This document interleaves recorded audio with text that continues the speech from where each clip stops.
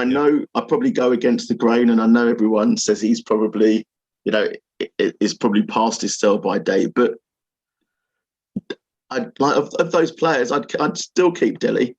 I think that Delhi offers what we need. Delhi offers what we haven't got, and that's someone that will go in behind and make those runs. So, where Kane drops deep, Delhi, that's a space for Delhi to run into. Chelsea get beat by Delhi every time, in terms of the runs that he makes. And we just when we played him, he looked effective. We played him in his position, against Liverpool. He looked effective, and we just haven't played him in that. And we haven't said, right, he's good enough a player that we're gonna, like Kane, for example, we build our team around him.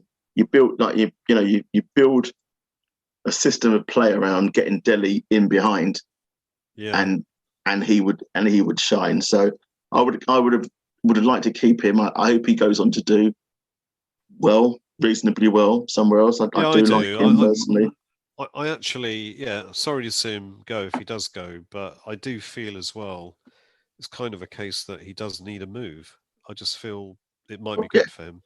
I think so, because as I say, I don't think we're optimizing him or playing to his strengths. No. So he needs a move to resurrect his career, and hopefully a move away from somewhere like London may actually be the best thing for him. Going up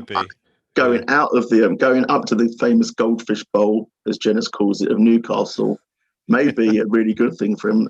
And he might be going at the right time. In Newcastle, are there? Well, there's Trippier. I don't know. Trippier is a distraction. Well, and the nightlife of Newcastle. that could be a bad thing. I don't know. But I think it might do him good, actually. Yeah. So looks like those three potentially on their way out. Traore may be the only one coming in. There's still a lot of talk that we're going to be busy, and I wonder if the busy that we're going to be is just getting rid of players rather than bringing players in. I think it will be. I think it will be. The emphasis is to get rid of them. But the is that not dangerous? If you do that, exactly. Does that leave us short? Get a few injuries, and then that me and you really are very bad, short, Andy. I mean, let's not talk about that. We're very short, but that's right. Yeah, but 100%.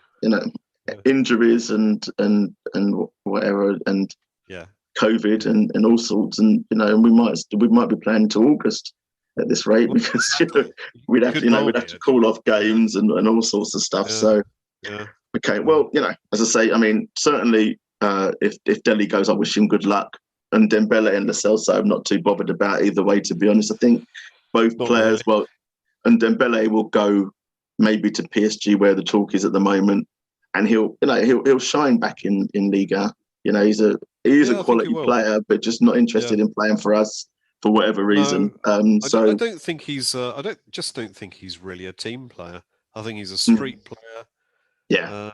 He's got loads of skill, but put him in a football team, it was just a really bad buy, and easy to say in hindsight, I guess. Yes. Yeah. Whereas Lo Celso, I think the situation's a little bit different with him. Whether he wants to be here or not, I don't know. But he's had a lot of injuries as well. So his injury record at Spurs has been terrible. But then he always seems to be fit to go and play for Argentina, which he's going to be doing this weekend. So he gets fit just in time, doesn't he? I don't know. There was I don't know. Did you see the I didn't read the article. So I started to read it, but I didn't get very far and I got distracted. But did you see the article from Dan Kilpatrick from the Evening Standard about Lo Celso? Yeah, I did. Yeah. I think the headline's probably misleading, because when I started to read it, it didn't mention him at all. But it said that he's not well liked at Spurs or something. So I didn't really get into the article, so I don't know how much what the context was. I don't know how true all this is really, and whether it's just clickbait. But I don't know. And maybe he doesn't fit in. Maybe he doesn't feel comfortable there. Maybe he does want to go back to Spain. Yeah, fair enough. But let's just get on with it then, and move him on and bring someone else in. That's what we need to do. We just need to be a bit braver. Yeah. So talking of bringing someone else in, one of our ex-players who's worked with Conte looks like they're about to sign for Brentford. Would you have taken him back? I'm not sure actually, because although it's terrible what happened to him in the Euros, but when in his last few months at Spurs, I just don't think he had, he just kind of lost all kind of love for being at Spurs, really. I think he just wanted to move on. So to bring him back, I don't know whether he'd really thrive. And maybe is that not a similar situation to Kane for the first part of this season, where he felt that he was due a move, and that move didn't materialize, and therefore he just wasn't able to put in the same level of effort that that we come to expect, and that'd be the same with Eriksen. He'd expressed a desire to move, and probably had come to an agreement with Levy that hadn't materialised it when he thought it would do. One of the things I liked about Eriksen, obviously, he is incredibly creative with both feet. But one of the things I did like about him was the amount of work he put in games. So I could see he would fit in nicely to a Conte team, especially as Conte knows him. He knows Conte. But yeah, I don't know. Maybe sometimes you just have to say, that's what happened in the past. Yeah, move on. Yeah. I mean, I personally I'd have taken him back, but no, you're right. Okay, all right. So we're over the hour. We are. Yeah. I've been pretty lazy and I've been quite busy, so I don't have any on this days. I don't know if you have any on this days, but I don't have any on this days. No, I don't. No. We don't. There's no matches to look forward to because there's the international break, so we can we'll bin that off. Have a break on that one, can't we? Yeah. So I think all left to do really is just to give a shout out to Redemption Brewing, number one brewers in Tottenham.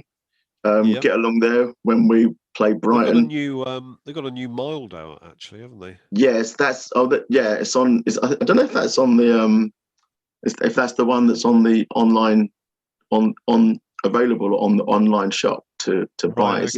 Is it like a dark? Is it dark in a sort of dark? It's like a brown. It's a brown bottle, I think. Yeah. So it's on. It's on. Brown bottle. Yeah. That's you can buy that online. Actually, I might try that because it looks like. I might do that. It looks good. Yeah. Yeah, and it looks like a strong one actually. Looks like the porter a little bit, doesn't it? In terms of So I might give that. I might give that a go. And obviously get along to We Are Tottenham Pie Match. You don't have to wait for a match day for that. You can get along whenever you want. If you're there ploughing money into Levy's pocket via the stadium tour, or if you're doing the Dare Skywalk or whatever, make sure you also plough money into Levy's pocket by going into We Are Pie and Match. We Are Tottenham Pie and Match as well.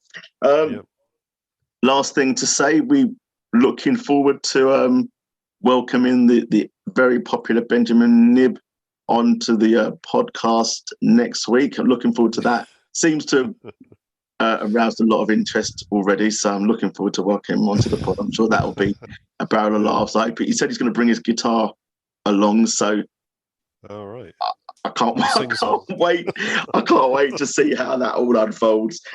Fortunately, Jamie's going to take us through that one, and I'm going to take a back seat. So I predict carnage. Okay, so make sure you all tune in and listen to that one.